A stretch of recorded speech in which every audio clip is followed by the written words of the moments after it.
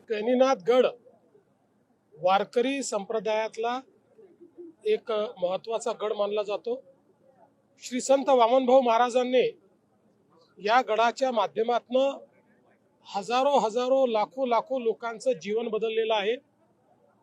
आता तीच परंपरा विठ्ठल महाराज या ठिकाणी चालवतात आणि मी गडावर जात असतो। मागच्या वर्षी पारगावला नारायणी सप्ताह झाला, त्यालाही गेलो होतो।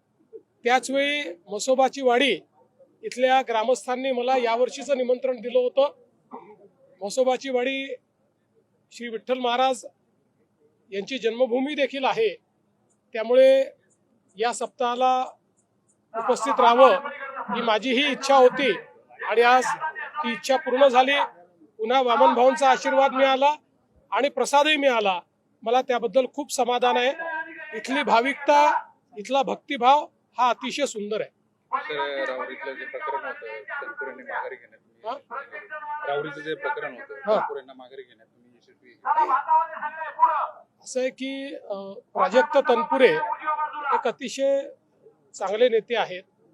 त्यांचा मागच्या काळात परफॉर्मन्सही चांगला राहिला आणि म्हणून मी त्यांना विनंती केली आणि त्यांनी ती विनंती मान्य केली, याचा मला अतिशय आनंद आहे।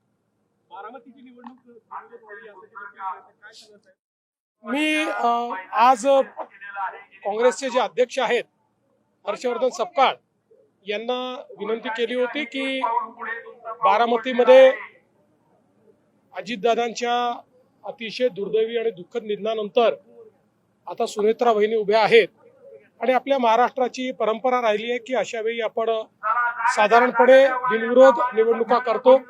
जसं आर आबांच्या निधनानंतर तिथे भारतीय जनता पक्षाने आपला उमेदवार उभा केला नव्हता।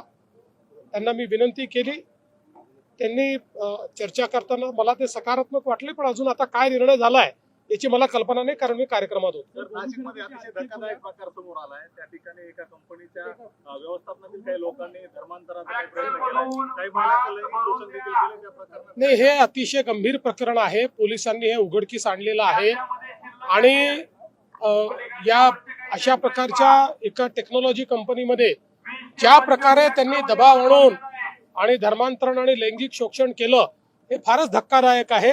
मी पोलिसांना त्या ठिकाणी म्हणजे एक प्रकारे त्यांचं कौतुक करेन की अतिशय वेगानं कारवाई करून याचा पूर्ण पर्दाफाश हा त्यांनी केला आहे।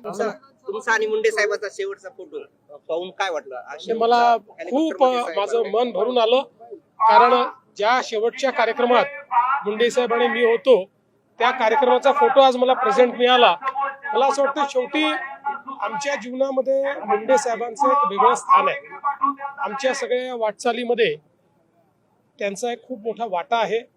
त्यांच्याकडनं आम्ही नेतृत्व गुण शिकलो, त्यांच्याकडनं आम्ही कर्तृत्व कसं करावं हे शिकलो, विधानसभेत काम कसं करावं हे शिकलो। त्यामुळे निश्चितपणे अशा प्रकारे तो फोटो मिळाल्यानंतर माझं मन खूप भरून आलं। सर, अहिल्यानगर मधील नवराष्ट्र दुसरा वर्धापन दिन आहे, ते शुभेच्छा। निश्चितपणे नवराष्ट्राला दुसऱ्या वर्धापन दिनाच्या निमित्ताने मी मनपूर्वक शुभेच्छा देतो।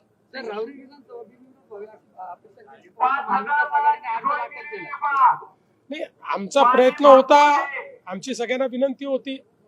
अजूनही वेळ गेलेली नाही, अजून वेळ आहे, जर होऊ शकलं तर उत्तम।